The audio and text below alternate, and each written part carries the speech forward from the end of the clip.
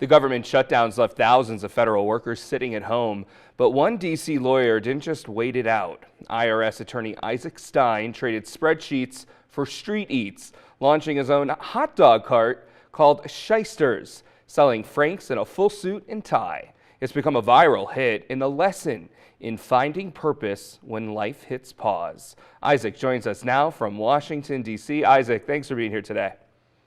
Thank you very much for having me, Justin. So you're an IRS lawyer. How does someone go from tax law to hot dogs? Well, Justin, I had wanted to do something like this for a very long time. So the short version of the story is just when I was in middle school, I was always enlisted to play basketball, even though I was never particularly good because I'm tall. And so I was never particularly good at basketball, but I was on the basketball team. And every year, the knockoff version of the Harlem Globetrotters came to town, and they played the teachers at an exhibition game at my elementary school gym. And at that game, I think the intent was that each boy on the team would take a half hour to work a shift at the concession stand selling chips and soda. But I guess perhaps I was a little different because I had so much fun selling chips and soda at this game, and just hanging out with people, connecting, learning about their lives, what was going on, making small talk. That I knew that at some point later in my life I wanted to do something like that. So this has been a Uh, bucket list item for you for a long time. Totally. And eventually in June of this year, I just decided I got to get out there and I just gotta live this out because it's just going to be so much fun. And so I went through the process of getting everything permitted, and then by September, I think the third week in September, right before the shutdown and the furlough hit, I was doing this, and then I've It was just kismet. It was almost like perfect. Everything aligned for you right there. You're it talking was about the it, permits and everything. So let's talk about running a business because it means dealing with permits, with health codes, the same red tape that you usually help write. What's it like living your own regulations? Um, so it's definitely I would describe it as definitely being a process to get through. But the it was all I'd say it was all worth it because I've just been having such a blast doing this that I get to see some of the same people in my community every day. There's actually so the to answer your question, the setting up the business, that was something to get through. But the actual experience of running the business, while being a lot of work, is an absolute blast. And so, what I think about is the some of the customers I see every day. It really just lights up my life. Like, for example, there's a gentleman. He comes at the exact same time every day. It's something like 12:21 p.m.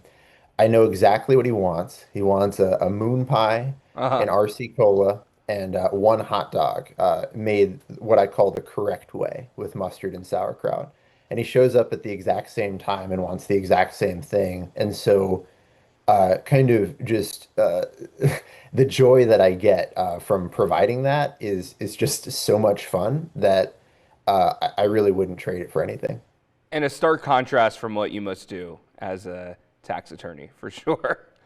Can you talk to me about the name Shysters? Why that name and the suit? They're both pretty bold because you're out there selling hot dogs with a suit and tie on, which you don't usually see. And it's called Shysters. Tell us more about that.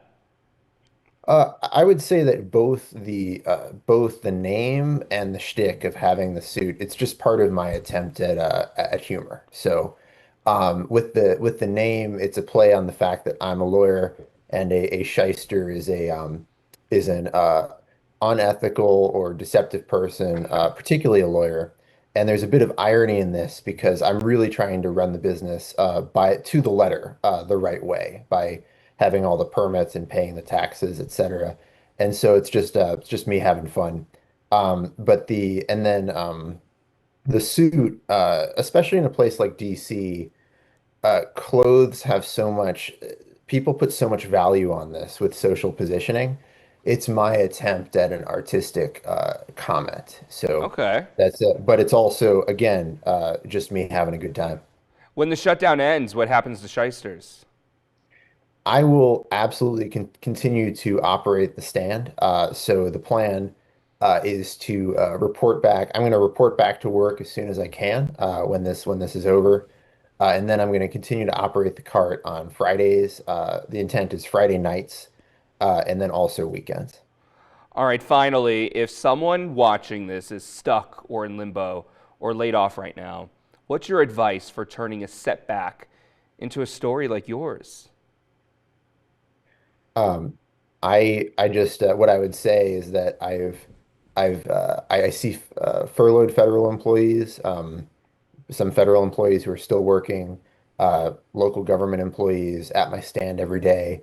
I continue to be uh, impressed and heartened with their energy. They've come to support me. I would say keep your head up, keep fighting, and just keep serving the American people because there are a lot of people out there, myself included, who know how hard that you work. So thank you. Isaac Stein, proving that sometimes the best ideas come when life forces you to hit pause and when you chase your childhood dreams. You can follow Shysters Hot Dogs on social media, and who knows, maybe the next time you're in DC, your tax lawyer will be the one handing you lunch.